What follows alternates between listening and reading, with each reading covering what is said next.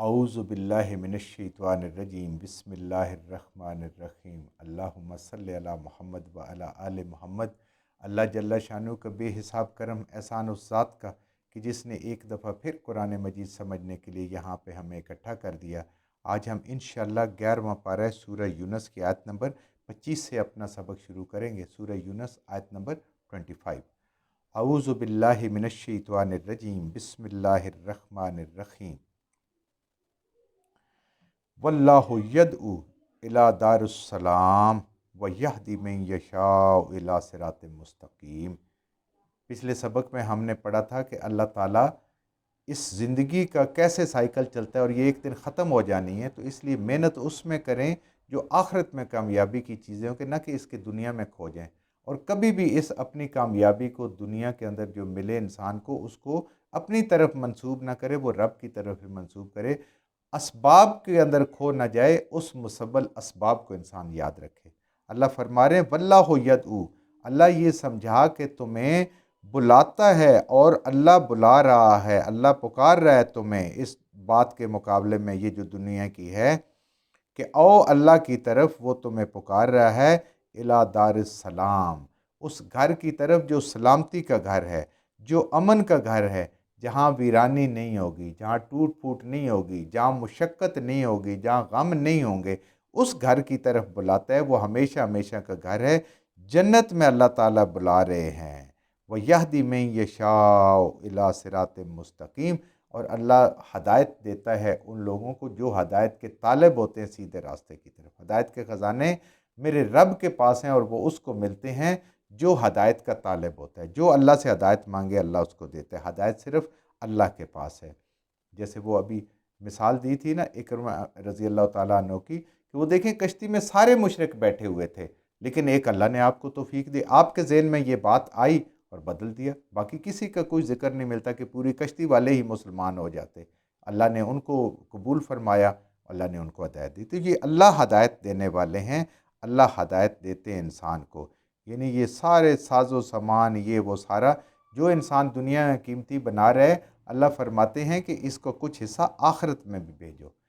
اس جو آخرت کا گھر ہے اس کی بھی خوبصورتی میں اضافہ کرو، اللہ کے راستے میں جان مال وقت لگا کر ادھر بھی کچھ بھیجو۔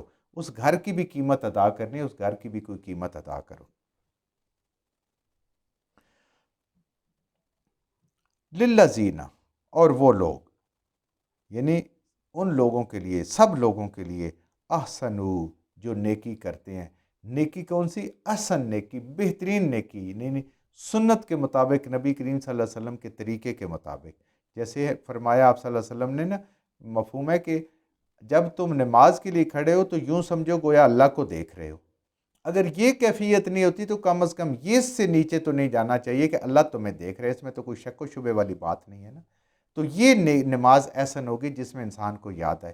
ہم ذرا غور کریں اپنی کتنی نمازوں میں ہمیں یہ یاد آتا ہے کہ اللہ ہمیں دیکھ رہا ہے، ہم نے سارا کام صحیح اچھے طریقے سے، رکوع، سجود، قیام، جو بھی اس کے اندر پڑھنا پڑھانا ہے وہ بھی اللہ ہمارا سن رہے، اس کو صحیح کرنے کی کوشش کریں، پورا اس کا حق ادا کرنے کی کوشش کریں۔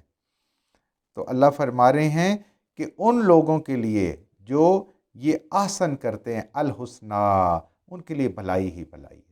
جو ہر کام رب کی رضا کے لیے کرتے ہیں، خالص اللہ کے لیے کرتے ہیں، بہترین طریقے سے بھلائیاں اور نیکیاں کرتے ہیں، اللہ فرماتے ہیں ان کے لیے بھی نیکیاں اور بھلائیاں بھلائیاں ہیں، یعنی ان کے لیے جنت ہے۔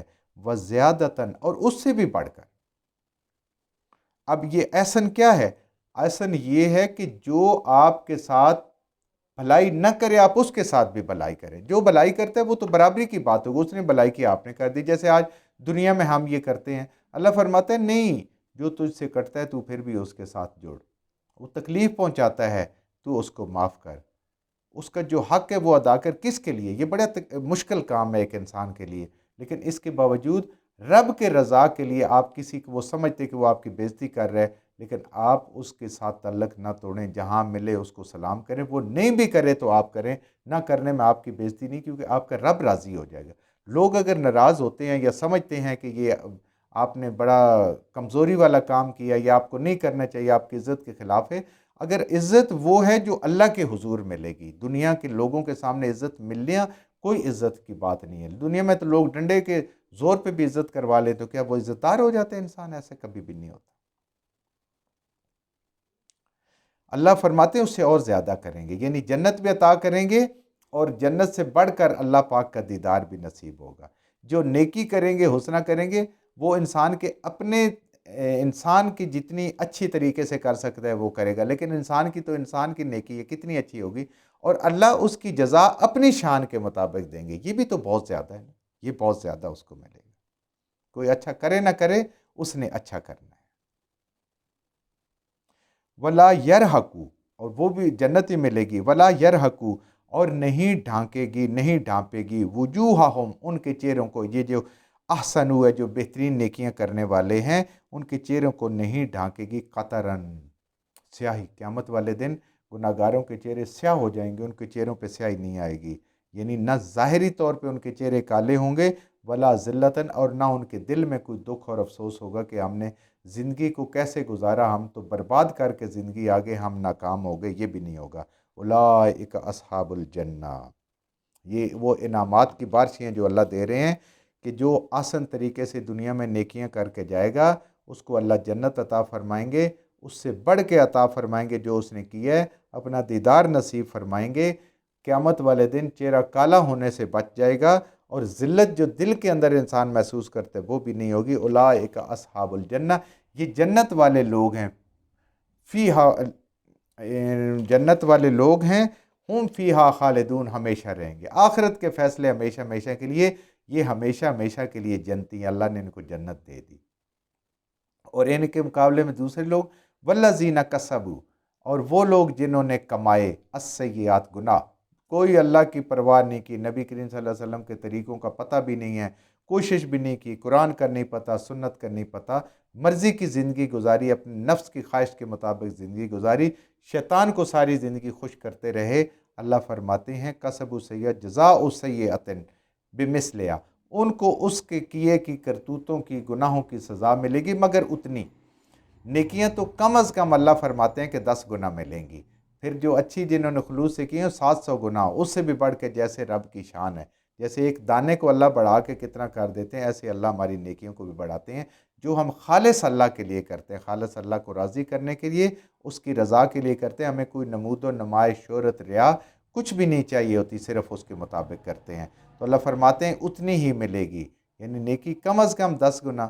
جیسے انسان ایک بوتا ہے نا بیج، اور دیکھیں چھلی پہ کتنے دانے ہوتے ہیں، گندم کے کتنے دانے ہوتے ہیں، باقی چیزیں دیکھیں ساری کی ساری، ایک بیج ہوتا ہے اس کے اوپر کتنا پھل لگتا ہے درخت پہ، اور کتنے سالوں سال لگتا رہتا ہے، یہ ایسے ہوں گا اللہ تعالیٰ فرما رہے ہیں۔ لیکن گناہ جتنا کیا ہوگا اس کے مطابق ہوگا۔ وَتَرْحَقُهُمْ ذِلَّةٌ، اور ان کے جو چہرے ہوں گے ان کے اوپر ذلت چھائی ہوگی، غم چھایا ہوگا، پریشانی ہوگی۔